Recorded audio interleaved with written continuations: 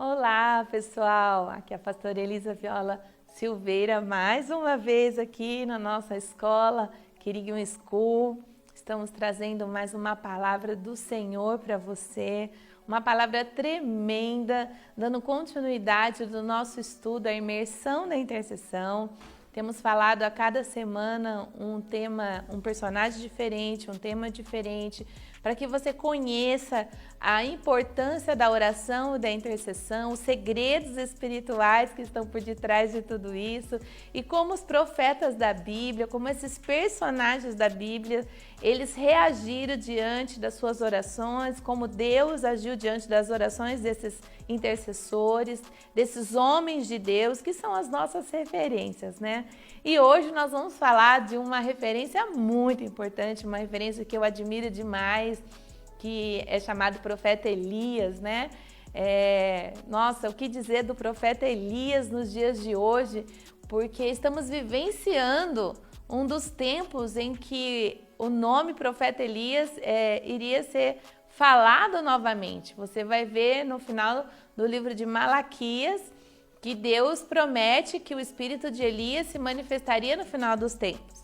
Depois você vê em Lucas 1, quando você fala de João Batista, que ele nasce com o espírito de Elias combatendo o pecado das nações. E aí você vê a história de João Batista, ele confrontando os governos, os líderes. E aí você vai em Apocalipse e tá lá de novo falando sobre o profeta Elias, a volta desse espírito, a manifestação desse espírito nos últimos dias. Então, quero chamar sua atenção para que você observe e esteja atento aos ensinamentos que eu vou passar para você, porque eu tenho certeza que aquilo que Elias vivenciou no tempo da sua humanidade aqui na Terra são experiências para os dias de hoje e para os dias de amanhã. Então vamos lá, quero contar para você um pouquinho a história de Elias. Ela é uma história um pouquinho longa, vou tentar resumir rapidamente para você, mas quero que você saiba que ninguém nasce um profeta da noite para o dia.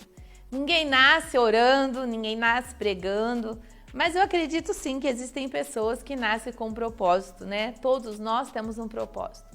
Todas as vezes que nós aceitamos Jesus Cristo como Senhor e Salvador, a nossa identidade em Deus ela é restaurada. Então, cada um de nós adquirimos um propósito de vida. Deus nos fez para alguma coisa, para cumprir um ID, né?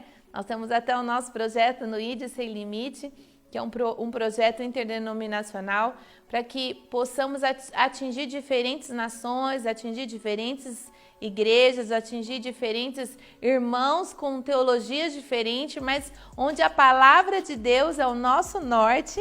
E eu quero convidar você hoje a conhecer um pouquinho o Elias e o espírito de Elias, que está agindo ainda hoje, nos dias de hoje, nos finais dos tempos, e como é que nós devemos nos posicionarmos, amém? Vamos lá, gente. A história de Elias se dá em 1 Reis 17. Na verdade, começa no 16, contando sobre a história do rei Acabe, né? Quem foi o rei Acabe? Ele foi o rei de Israel e ele vem de uma dinastia chamada dinastia de Onrim. Onrim, ele era um general de exército e que depois que Salomão faleceu, conforme diz as escrituras, se Salomão pecasse, o reino dele seria dividido, então se tornou o reino do norte e o reino do sul. Então o reino do sul ficou com a tribo de Judá, a tribo de Levi, e os reinos do norte ficaram todas as outras tribos, e ali diferentes reis foram aparecendo no decorrer dessa história, e no reino do sul a mesma coisa. Então aqui ele está falando sobre o rei de Israel, que foi Onrim, o reinado de Onrim, uma dinastia que ficou muito famosa por conta da história de Jezabel e sua família. Jezabel, ela era filha de um sumo sacerdote que adorava Baal.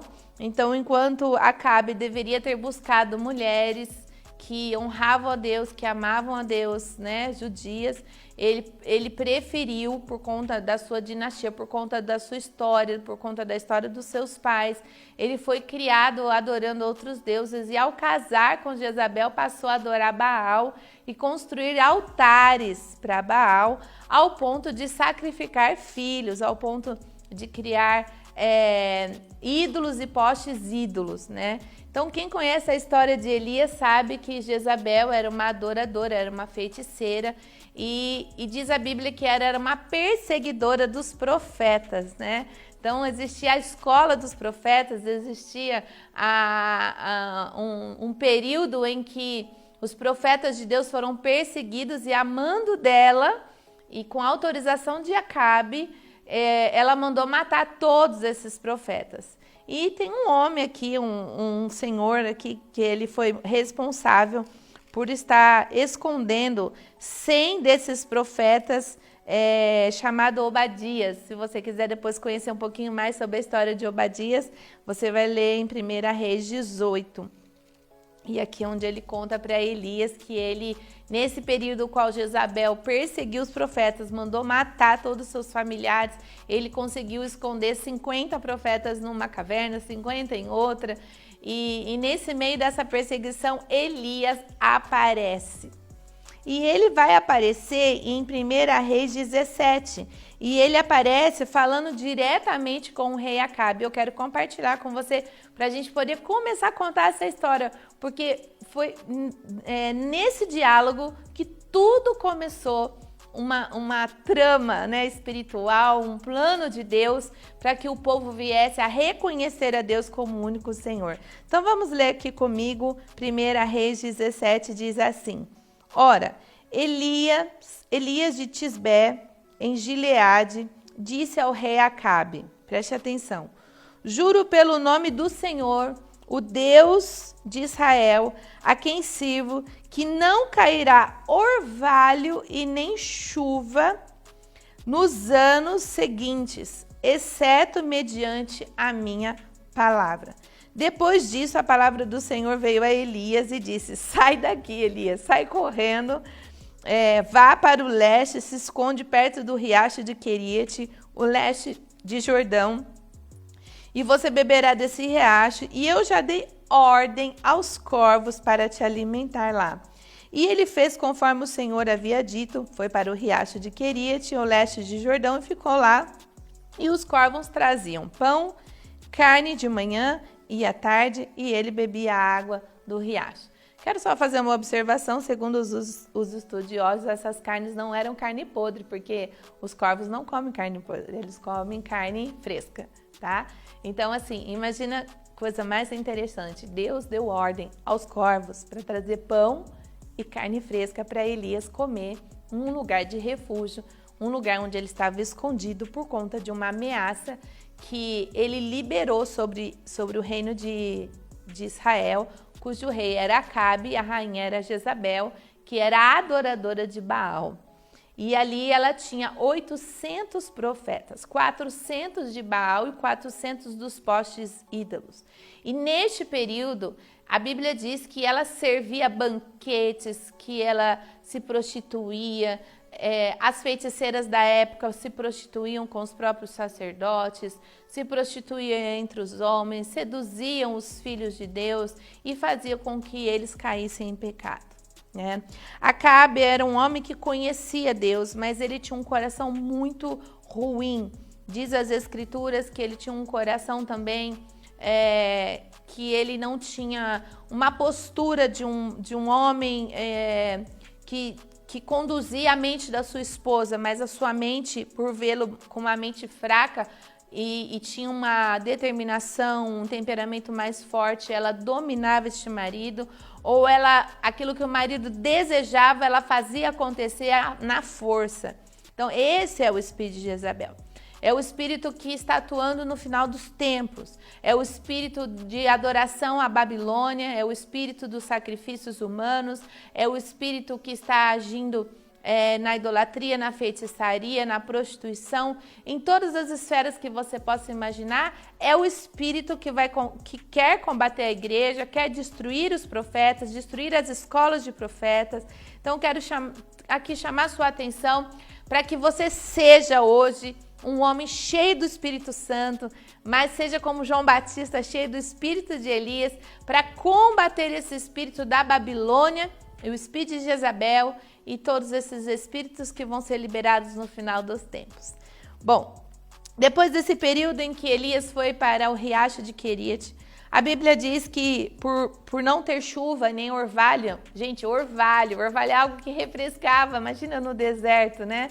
Eles esperavam o orvalho para refrescar por conta do calor, né? Imagina anos eles sem água, sem orvalho, e Deus levou ele, conduziu ele para um lugar seguro onde não faltava água, porque sem água ninguém vive, né?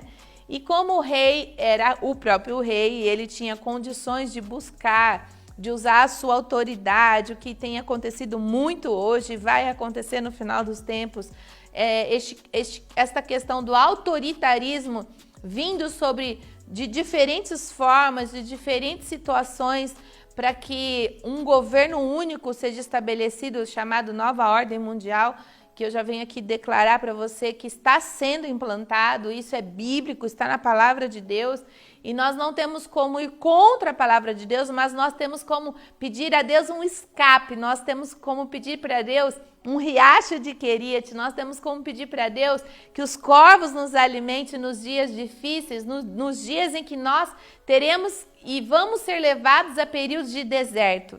Então eu vim convocar você hoje a começar num período de imersão de intercessão, por isso nós estamos aqui orando, nos 100 dias de jejum e oração, estamos clamando a Deus por direcionamento, mas também estamos gerando um futuro para mim, gerando um futuro para você, e se você quiser ser um dos nossos alunos, entre em contato conosco pelo nosso secretariado, querigmaschoolff@gmail.com, ou pelo meu telefone 19, se você for de outro país, 55 é o código do Brasil, 19 o código de Campinas, e o meu celular é 99740-3699, você pode entrar em contato conosco e vamos incluir você na imersão da intercessão que estaremos fazendo até o final do ano, e eu tenho certeza que essas palavras, esses ensinamentos, eles vão produzir vida na sua casa. Eu já tenho recebido muitos testemunhos de pessoas que estão orando, buscando a Deus, e estão vendo milagres, estão voltando a sonhar, o Espírito Santo está dando sonhos, visões, revelações. E por que você vai ficar de fora? Então eu quero te fazer esse convite, venha fazer parte disso. Bom, dentro dessa história toda, a Bíblia diz que quando Elias liberou essa palavra de que a água não iria cair, que o orvalho não ia se manifestar, então veio a seca sobre aquele lugar. O deserto já é um lugar de seca, imagina sem chuva, imagina sem orvalho, né? E quando nós somos participantes do reino de Deus, nós também participando das consequências das nossas orações, dos nossos pedidos. Mas Deus sempre tem um escape para nós.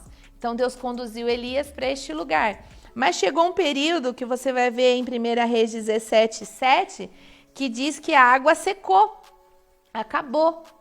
Então Deus deu ordem para Elias ir buscar a viúva de Serepta, uma mulher daquela região, que ela iria alimentar Elias por um período e que era para Elias ir para lá. Quando Elias chega lá, a primeira coisa que ele pede é um copo de água, ela vai lá, oferece água. Interessante que lá tinha água, né? Se o próprio riacho de Querite já não tinha, Deus conduziu ele para um lugar onde Deus sabe onde tem água. Deus sabe onde tem comida. Deus sabe a sua necessidade. Deus sabe, mas é necessário que você esteja conectado com Deus em oração. Às vezes não é da forma como nós queremos, mas na forma como Deus nos conduz. Estamos vivendo os tempos do fim e vai ser necessário que você confie plenamente nele.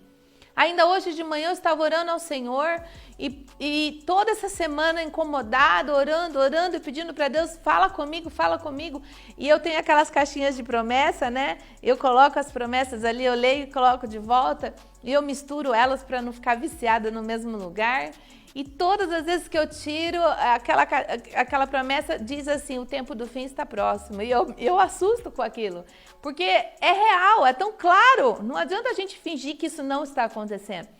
Está acontecendo, Jesus está voltando, uma grande libertação vai acontecer, mas nós temos que estar preparados. Como? Orando, jejuando e intercedendo, gerando vida em oração, gerando a sua comida, gerando a sua água, gerando o seu livramento, gerando. É agora que a gente começa. Não é na hora que o negócio estiver pegando fogo que você vai começar a orar. Você começa desde já. Começa liberando palavras, assim como Elias profetizou dizendo que por algum tempo não ia cair água, não ia ter orvalho. Você vai dizer, Senhor, nos tempos de escassez, nos tempos de tribulação, nos tempos de angústia, nos tempos de deserto, que haja água na minha vida e na vida da minha família, que haja comida, que haja alimento, que haja ajuda, que haja os corvos, que haja os pães, que haja o esconderijo, que haja o escape, querido. Se você não aprender isso agora, certamente você vai perecer e talvez você pode até chegar a perder a sua fé, porque a Bíblia diz que os finais dos tempos seriam dias difíceis e que talvez Jesus teria que abreviar a volta dele por falta de fé. E eu não gostaria que você fosse uma dessas pessoas que estivesse perdendo a sua fé por conta daquilo que você vai ver ou daquilo que você já está vendo. Estamos vivendo uma pandemia, estamos vivendo uma imposição de uma nova ordem global, uma ditadura em diferentes países já está sendo implantada e não espere chegar no Brasil ou no seu país, se você estiver me ouvindo, e comece a orar agora. Comece a interceder agora, comece a guerrear agora, comece a pedir para Deus enviar anjo agora, porque Deus se move através das nossas orações. Assim como Elias determinou, tão certo como vive o Senhor, cuja face estou, aquilo que sair da minha boca não voltará vazia. E foi isso que ele disse aqui em 1 Reis 17, conforme eu falei, assim vai acontecer. Você tem que acreditar que aquilo que você fala diante de Deus, Deus está concordando com você, porque você está de acordo com a palavra de Deus, você está de acordo com a vontade de Deus, você está de acordo com as promessas de Deus. Amém? E aqui a Bíblia diz assim, olha, ele disse para a mulher de Sarepta, não tenha medo.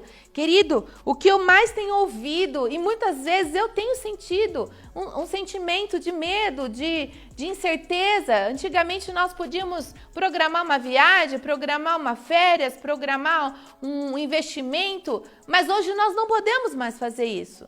Embora eu tenha visto pessoas prosperando no meio da adversidade, no meio desse caos, tanto os filhos das trevas como os filhos de Deus, nós estamos vivenciando incertezas, porque é isso que esse governo estável, não do Brasil, mas global, quer causar em nós.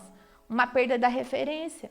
Quando você perde a sua referência, você perde a sua identidade, você perde o seu propósito.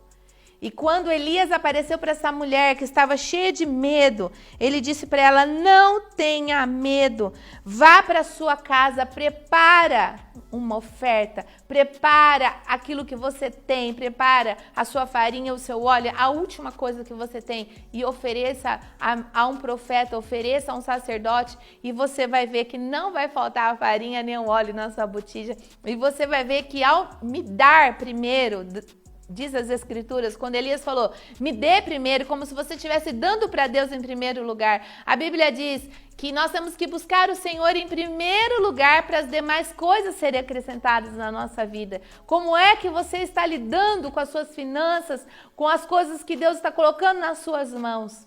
Se você não buscar Deus em primeiro lugar, as demais coisas não vão ser acrescentadas na sua vida. Querido, o que mais posso te ensinar aqui são tantas coisas lindas. E aí você segue aqui vendo que não faltou farinha e não faltou o óleo para essa família e não faltou a água, porque eles permaneceram juntos. E diz as Escrituras que algo aconteceu nesse período, que o filho dessa mulher morreu e ela questionou, ela brigou com Elias e ela falou, por acaso o Senhor, porque eles tinham muito medo dos profetas, eles tinham medo daqueles que eram usados por Deus. E ela foi lá brigar com o profeta e falou assim: por acaso o Senhor veio jogar na minha cara o meu pecado? Você veio trazer juízo sobre a minha casa e levar o meu filho, né? Quando Deus deu para ela pão, o filho dela já estaria morto há muito tempo se Elias já não tivesse chegado lá. Então Elias foi, pegou aquela criança.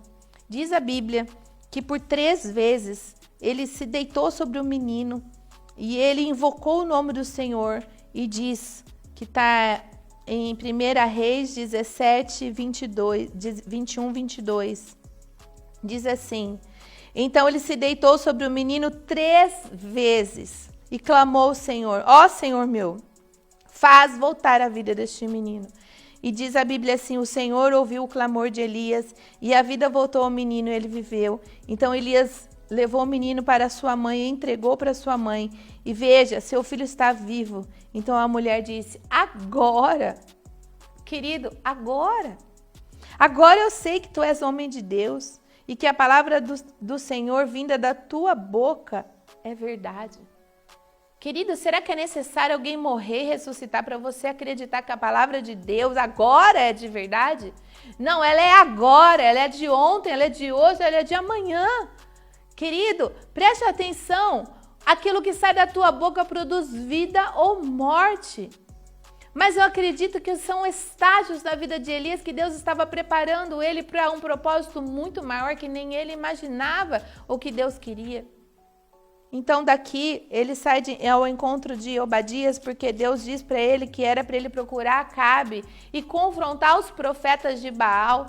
E ali Obadias conta para ele o plano dele, conta que ele tinha escondido 100 profetas do Senhor, 50 em cavernas diferentes, que ele levava alimento para esses profetas, que eles estavam escondidos enquanto Elias achava que ele era o último, que ele era o único. Mas Deus tem os seus. Deus sempre vai guardar os seus, mesmo que esteja em caverna, mesmo que você se sinta sozinho, mesmo que você ache que os intercessores não estão orando, que os pastores estão adormecidos ou que o seu ministério está paralisado. Eu quero te dizer, Deus de alguma forma esconde os seus filhos debaixo das suas asas, à sombra do Todo-Poderoso, para que você possa descansar no dia mau, querido. Deus tem um lugar de segurança para você, mas é necessário hoje que você comece hoje a orar, que você comece hoje a gerar vida. A palavra Kairos, que é o nome do nosso ministério, diz que é gerar vida em oração no tempo sobrenatural, não no tempo Cronos. Nós oramos no tempo Cronos, mas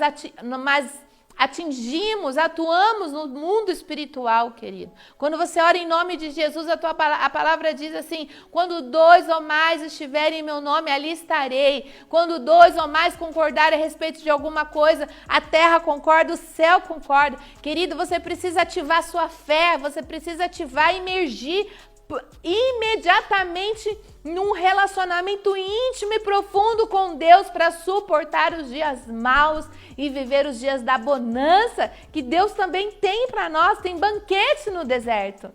E a Bíblia diz em Apocalipse que a mulher deu a luz e essa mulher foi conduzida ao deserto, que é a igreja, e que Deus deu asas como de águia para que ela fugisse da perseguição, que ela fugisse da grande tribulação. Nós não sabemos quando vai ser o dia do arrebatamento. Pode ser agora, pode ser amanhã, pode ser no meio da tribulação. A gente pode passar a tribulação toda. Eu só sei de uma coisa: existe um escape para mim e para você, e é isso que nós temos hoje gerar esse escape, gerar esse arrebatamento, gerar o transladar, gerar o espírito de Elias, gerar o Espírito Santo sobre as nossas vidas, o Espírito que cura, o Espírito que faz missões, o Espírito do evangelismo, o Espírito do pastoreio, sabe? Incendiar novamente a sua vida, incendiar a sua candeia, mesmo diante da dor, do luto ou do medo. Deus hoje me levantou aqui para despertar esse Espírito na sua vida e na minha vida, porque a Bíblia diz que Elias era como eu e você, e Deus usou ele poderosamente. Deus quer nos usar. Deus quer te usar. E eu vim aqui chamar a sua atenção para isso. Querida, a Bíblia diz que depois de um encontro que ele teve com Obadias e contou tudo isso, ele vai a Acabe, e aí Acabe se encontra com Elias, e ali eles entram num diálogo, e Elias desafia Acabe e os profetas de Baal e os profetas dos postos ídolos de Jezabel. E Acabe achando que ele ia ser vencedor em tudo isso, não sabia o que Deus estava preparando, uma armadilha para esses profetas. Então Acabe vai lá, traz esses profetas de Baal, que não eram poucos, eram 800, um exército. E Elias então os confronta e diz a eles para que eles levante um altar para Baal, e que Elias ia levantar um altar para o Deus que ele acreditava, e ali foi feito um duelo espiritual. Querido, não tenha medo de ter duelos espirituais, porque Jesus já venceu na cruz. Não tenha medo de passar vergonha, não tenha medo de orar por uma pessoa enferma, não tenha medo de declarar a palavra do Senhor, não tenha medo de confrontar os governos que estão em pecado, não tenha medo, porque o Senhor é contigo. Muitas pessoas já me falaram, pastora, você tem medo do Covid? Você tem medo disso ou daquilo? Querido, só falar para você que eu não tenho medo é mentira, mas não é medo de ter, é o do sofrer. Nós não queremos sofrer, nós não queremos passar por tribulação, nós não queremos passar por angústias, aflições, porque isso dói na nossa carne. Mas a Bíblia diz que se morrermos hoje, já estaremos com o Senhor no paraíso. Eu ainda brinco, com algumas pessoas que se morrermos hoje, já eu vou voltar junto com Jesus, E o tempo do fim está tão próximo. É nítido, a gente vê que Jesus está voltando. Querido, você pode não acreditar, ou ter ouvido seus avós falarem como eu já ouvi o meu avô falar. Desde que eu nasci, cresci, eu escuto que Jesus está voltando, ele nunca voltou. Mas ele vai voltar. Ele está voltando. Mas é necessário que primeiro se cumpra as Escrituras. É necessário que se cumpra o Apocalipse. Nós estamos vivendo o Apocalipse. E se Deus me escolheu e te escolheu para vivenciarmos esse período, então é tempo de sermos e vivemos o espírito de Elias para combater o espírito da Babilônia, o espírito de Jezabel, o espírito do anticristo, e é através da oração, da intercessão, da espera, da confiança, do escape, do descanso, saber que Deus está nos guardando. Amém? Vamos continuar aqui. Bom, nesse período todo que está em 1 Reis 18, ele faz um duelo entre os profetas de Baal e os postes ídolos, os profetas. E ali eles ficaram invocando a manhã toda esse Deus e o Deus dele, mandando fogo, ao ponto deles se autoflagelarem. Quero deixar aqui uma coisa para você pensar. Nesses últimos dias, muitas pessoas têm desenvolvido a síndrome de ficar se cortando, de autoflagelando. E eu quero te dizer que está aqui na Bíblia, que estes adoradores de Baal chegaram ao ponto de se cortar, de derramar sangue para ser ouvido por uma entidade espiritual, o qual Deus não permitiu. E aí Elias zombou deles, deu risada, porque ele sabia que Deus iria ouvi-lo. Você tem certeza que Deus te ouve? Você tem certeza que o que sai da sua boca, como Elias diz, tão certo como vive o Senhor, cuja face estou, o que sair da minha boca não voltará vazia, mas se cumprirá conforme ela foi determinada? Eu sempre oro isso.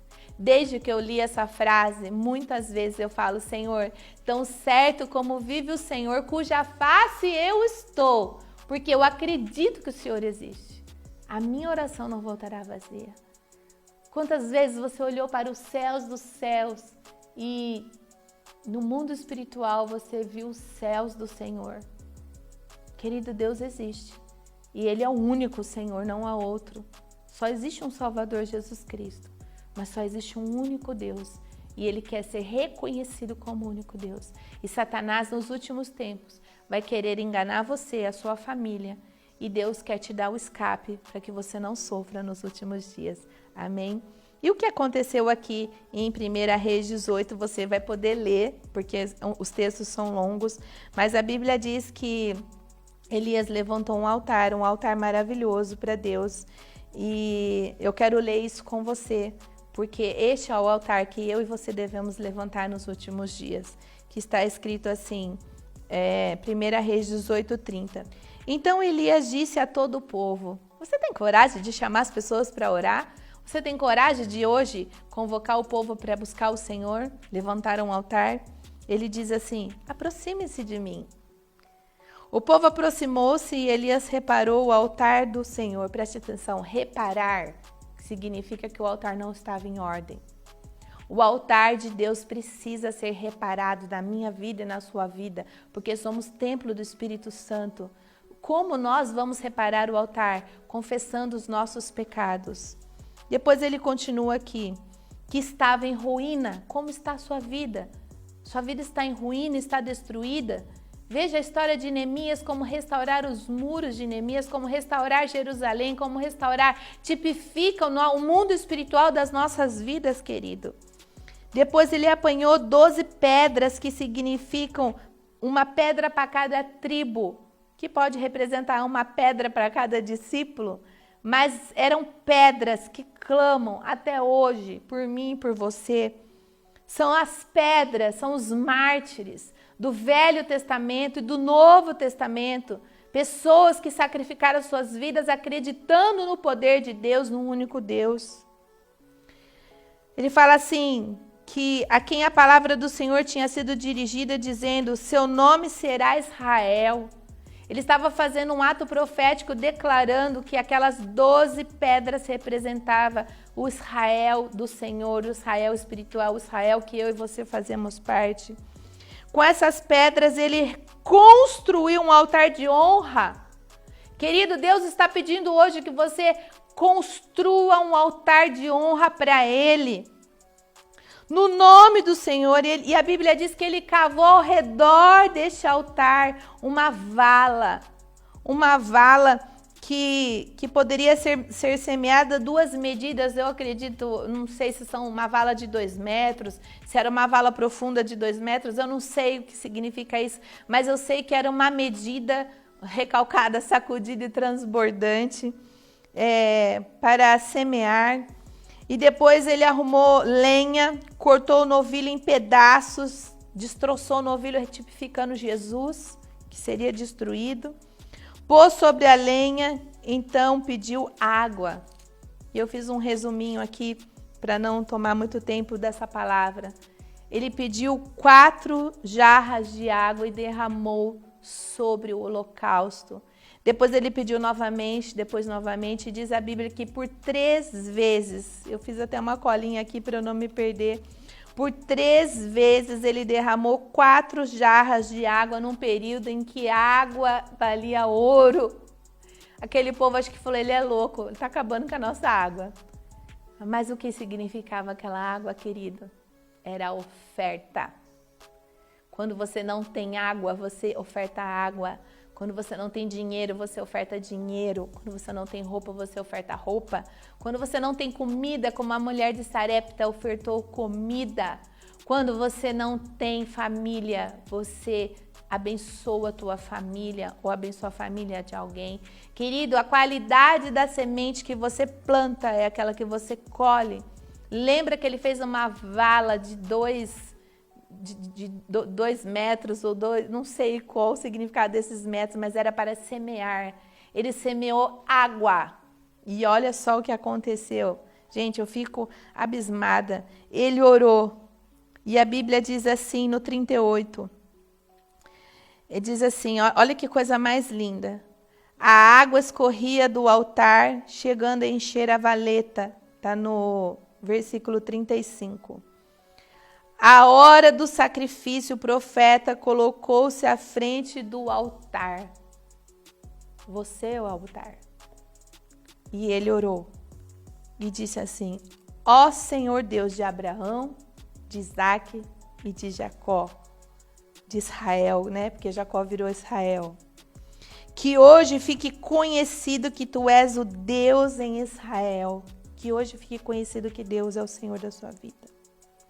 E que eu, a Elise, você, João, Maria, o teu servo, que temos feito tudo o que o Senhor tem ordenado, para que este povo saiba que o Senhor é Deus. O Senhor é Deus. Você pode dizer, o Senhor é Deus, e que fazes o coração deles voltar para ti. Querido, Deus quer que o seu coração se volte para Ele como o único Deus, o Senhor e Salvador da sua vida. Essa foi a oração de Jesus na oração sacerdotal. A missão de Jesus era que Deus fosse conhecido como o único Deus e Jesus como o único Salvador. Ele continua. Então o fogo do Senhor caiu e queimou completamente o holocausto. A lenha, as pedras, o chão, tudo secou, totalmente aquela vala cheia de água que ele semeou. E quando o povo viu isso, caíram prostrados, gritaram, adoraram a Deus e declararam: o Senhor é Deus, o Senhor é Deus, o Senhor é Deus. Você pode dizer: o Senhor é Deus, o Senhor é Deus? Querida, ali depois disso, a Bíblia diz assim, que Elias mandou descer os profetas de Baal para um vale e lá mandou matar todos esses profetas de Baal. O povo reconheceu que o Deus que lançava fogo do céu era o Deus verdadeiro e que aqueles profetas todos foram mortos e destruídos. A nação se voltou para o Senhor e diz as Escrituras que Elias mandou dizer a Acabe: volte, vá para sua casa, porque a chuva vai descer. Conforme a palavra de Elias, a chuva vai descer. E como é que foi que Elias fez? Aqui entra a intercessão de Elias. Elias intercedeu pela mulher de Sarepta, Elias intercedeu pelo filho que morreu e ressuscitou, Elias intercedeu para que Deus fosse reconhecido como único Senhor e Salvador, mas chegou a prova de fazer a chuva descer. Como foi que ele fez isso? Querido, como é que você vai fazer nos últimos tempos, ou hoje, ou agora, a comida se manifestar na sua casa, o relacionamento familiar ser restaurado, a água brotar? Eu não sei o que você está passando na sua vida, a enfermidade sair, a lepra da sua vida sair, eu não sei como você está vivendo, mas eu quero te dizer que nos meus momentos eu faço isso que Elias faz. E eu quero contar para você esse segredo de Elias, que é o meu segredo. É o segredo do povo de Deus. Vamos ler junto? Vamos lá. Elias disse a Acabe: vá, come e bebe, pois já ouço o barulho. Querido, você já ouve o barulho do seu milagre? Barulho de chuva pesada. Não é qualquer chuvinha, gente. Não é chuvisco nem orvalho. É chuva. É bênção. É milagre para mim e para você. Então Acabe foi comer e foi beber. Acabe acreditou. Acabe tinha fé.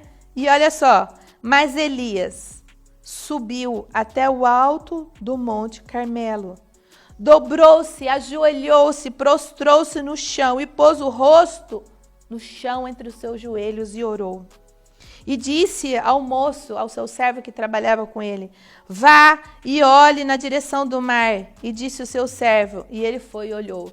E por 7 vezes o seu servo subia e descia, subia e descia, subia e descia. E Elias começou a orar, gerar. Esse é o segredo da intercessão, gerar vida. Quando ele orou sobre o menino que estava morto, ele subiu 3 vezes sobre o menino. Que fé é essa? Que por 3 vezes você sobe sobre um morto e ele ressuscita? E você vai ver que Eliseu faz a mesma coisa também, porque ele recebe porção dobrada. E você vai ver que Jesus orou sobre os mortos e eles ressuscitaram. E você vai ver hoje que você prega o evangelho da salvação para aqueles que estão mortos espiritualmente e eles têm os seus olhos abertos e eles são salvos. Querido, preste atenção. A Bíblia diz que por 7 vezes Elias mandou: volte para ver. E na 7ª vez, 7 significa totalidade. Enquanto você não ver o seu milagre, não pare de orar.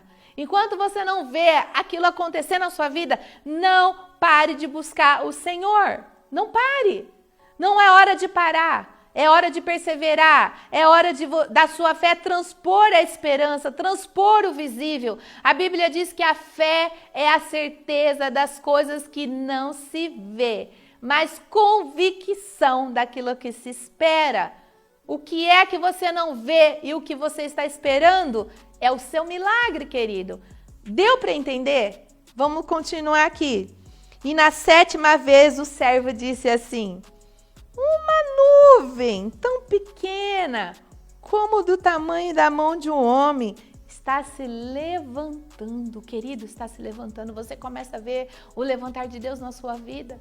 Enquanto Elias estava prostrado de joelho, uma nuvem começou a se levantar lá no horizonte. Uma nuvem pequena do tamanho da mão de um homem. Naquela distância, aquele servo teve fé para ver, porque não dependia só de Elias orar, dependia também do servo acreditar, depende de você acreditar, depende de eu acreditar que aquela nuvem vai se levantar. E olha o que a Bíblia diz para a gente encerrar.